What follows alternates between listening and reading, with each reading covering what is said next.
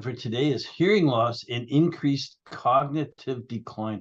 It's one of a number of studies that are focusing on the brain-body connection, very important to us, of course. And that is the role being played by one of our key senses in cognitive decline. And it's hearing, of course. So I'm going to turn it right over to Dr. Aron and see what today's lesson's all about. Well, thanks, Reed. And you're absolutely right. It is extremely important. And as you know, in each of these sessions, we're taking a deep dive into the recent research that is bringing to light objective, and that's the key, the objective scientific evidence on the topic that at hand. So today, let's look more closely at, as you said, hearing loss and increased cognitive decline. You know, as we age, maintaining a balanced level of our main sensory organs is very important in the control of cognitive balance, let alone everything else in our body. So let's look at the actual evidence, because science.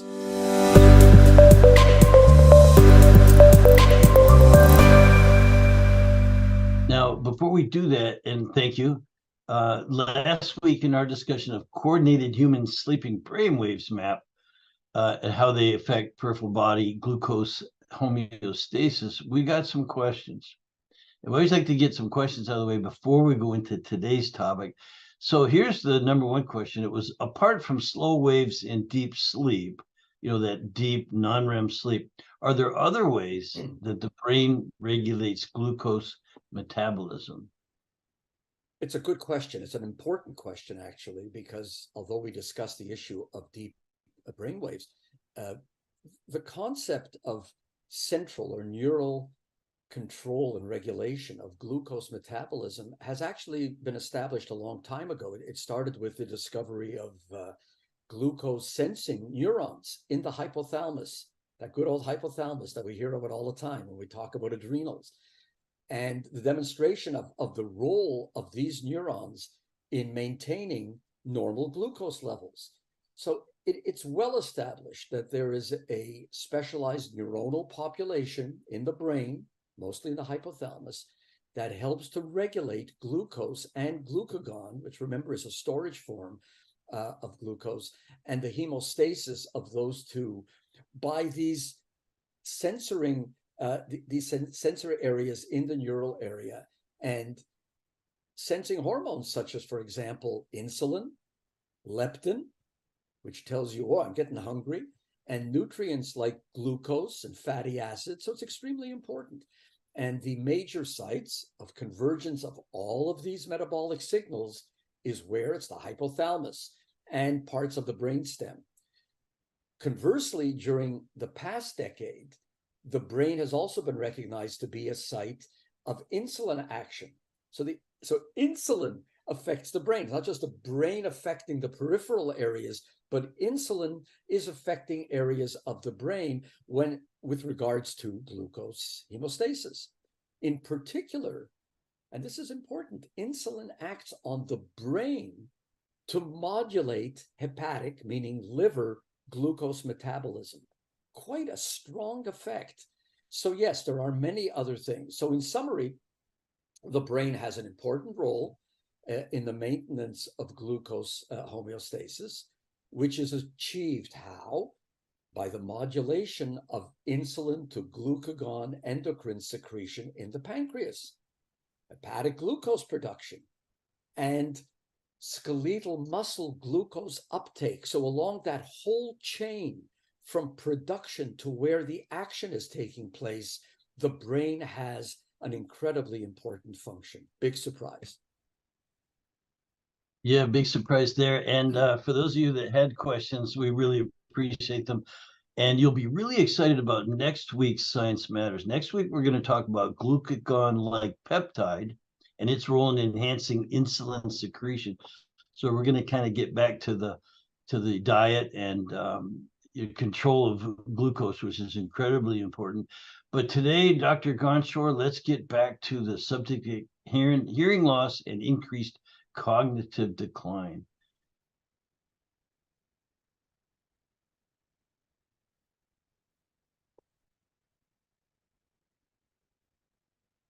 Well, hello, everyone. Again, we are going to discuss today hearing loss and increased cognitive decline. Now, what does that mean? Well, there was a wonderful study that came out just a short while ago that is dealing with that factor. It's called Hearing Intervention versus Health Education Control in reducing cognitive decline in older adults that have hearing loss in the USA. It's a multi-center randomized controlled trial. That's what you're looking for, folks, is those kinds of studies. And as we have been doing all along, we're looking at, just trying to get all this organized here. What are the findings? Well, the findings suggest that a hearing intervention, doing something to enhance hearing, such as hearing aids, might reduce cognitive change, you ready, by 48%, close to 50% over 3 years in the populations of older adults that are in increased risk for cognitive decline. And we're going to go into how that differs from normal individuals. So what are we looking at when we're looking at hearing aids and the reduced risk of cognitive decline, dementia as well? Well, research in the past few years has established quite clearly, by the way, that hearing loss is one of the biggest factors for developing dementia. Well, will intervening with hearing aids, would it reduce the risk? That's one of the questions they want to answer. And the present study is really the first randomized control study to investigate this question. So what did they do? Well, they took 3,000 people from two populations. And what were they? One was the healthy community volunteers, and the second were a large group of older adults that were part of an atherosclerosis risk communities. Those are people in risk of various types of vessel problems, which can cause anything from heart attacks to you name it. It's a long-standing observational study of cardiovascular health. So those were the two groups. And the participants randomly assigned to either a control group that received counseling in chronic disease prevention, or the second group was an intervention group. They actually received treatment from an audiologist and hearing aids. So those are the two. One just got a little bit of talking to about preventing chronic disease. The others actually got hearing aids. And the groups were followed every 6 months for 3 years. And at the end, they're given a score for a comprehensive neurocognitive test. And the results are pretty striking. In the total group, hearing aids did not reduce cognitive decline. Why? Because the total group includes a lot of healthy individuals who have no hearing problems, so that there was really very, very little significant change. But in the older group that are of greater risk, there was a significant, very significant actually, reduction in the cognitive decline. So reduction in cognitive decline means less cognitive decline. So these unhealthy individuals, the ones who already are at greater risk, were able to slow the rate of their cognitive decline by 48%, 3 times higher than the control group. So the question becomes then, should governments and individuals prioritize hearing health to reduce dementia risk?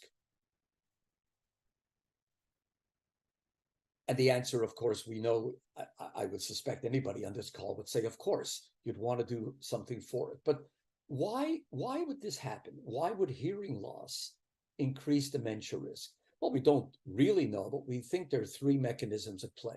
Number one, the cochlea, which is the area inside in the middle ear, which actually is responsible for us being able to hear. That area of the middle and inner ear begins to send garbled signals because it's wearing out. So it doesn't give you the clear signal to the brain that it should.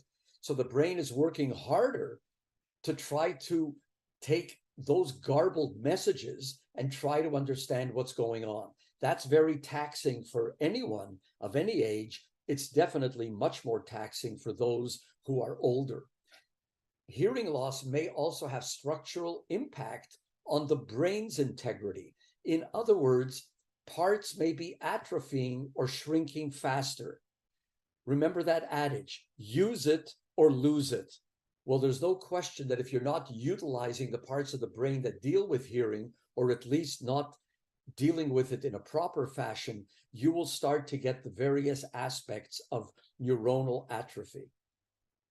And last but not least, and it may be one of the most important things, if you're unable to hear very well, you're much less likely to participate in social activities.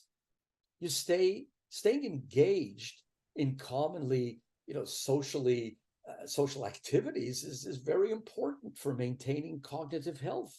And people who can't hear very well will start to really get away from those activities because they're embarrassed, they can't understand what's going on, and that begins a downward slide. So the key takeaways here are hearing loss is a particularly important global public health target for dementia prevention efforts. Hearing loss is highly prevalent in adults who are age 70 or older and are treatable with an established intervention. And what is that? Hearing aids and related supportive services. That is really today underused, and it confers essentially no medical risk. There's no risk to this. So results from this randomized trial suggest that a hearing intervention can reduce cognitive change within 3 years when implemented in older age for adults who are of increased risk for cognitive decline. And that's our quick look at hearing loss and cognitive decline. Fantastic, Dr. Gonshor. Thank you. I think it'd be worth exploring just now for a moment, and I quickly looked it up, and keep in mind this test or this study found that hearing improvement, hearing intervention would help those who are already at a higher risk for cognitive decline or in early cognitive decline. It really helped them a lot, like up to 48% or 3 times improvement, tripling their improvement and preventing the cognitive decline. And of course, that can lead to dementia, which is horrible. So there's some factors that you can have control over, and some you don't. Age and genetics, we have no control over. You can't change who your parents were, and age is just one of those things, But what I found was that smoking and alcohol use are really contribute towards that early cognitive decline. Isolation and loneliness, what you mentioned, I think is a critical factor, especially for us as in the health business, getting people that into society and having good communications and things. I think of my mother, who's 93. She has friends, and they associate, they get together and socialize like daily, which is really critical. There's other physical and mental health problems you could have, but this hearing loss is certainly an amazing contributor. And Dr. Gonshor, thanks for getting that study to us. Thanks, Reed. And I should mention something we talked about before we came on the line. For anyone who's listening to this, who happens to be in their 30s, getting on into their 40s or 50s, I want to disabuse you of a certain fact. This ain't a problem for those over 70. People, I wish I had the graph here, but when you turn 40 and you start seeing a decline in many people, not everyone, decline in what you're able to hear in terms of decibel levels, your treble, that means the higher frequency sounds begin to disappear. And that's happening to people in their 40s and 50s, folks.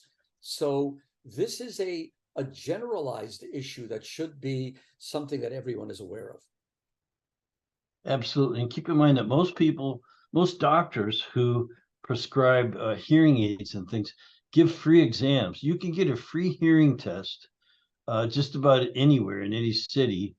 They'll put you in a little room with headsets on and test your hearing. They'll tell you exactly how good it is. So it's really easy to go get checked out. This is an easy real easy intervention, lifestyle intervention angle that we can take. So I want to thank you again, Dr. Gonshor. And remember, folks, that if you like us, please subscribe and like us and share, especially if you enjoyed this episode. Submit your questions, comments, and suggested topics, because we're looking for those to fdntraining.com/science matters. You can get a copy of these studies at fdntraining.com/studies. And we want you to join us again in 2 weeks on September 6th when we talk about glucagon-like peptide 1. It's an amazing study. You're really going to enjoy that because, again, it leads to things that we have control over. So it's going to talk about that GLP-1 and its role in enhancing insulin secretion, reducing appetite, weight control, and why? Because science matters. Science matters.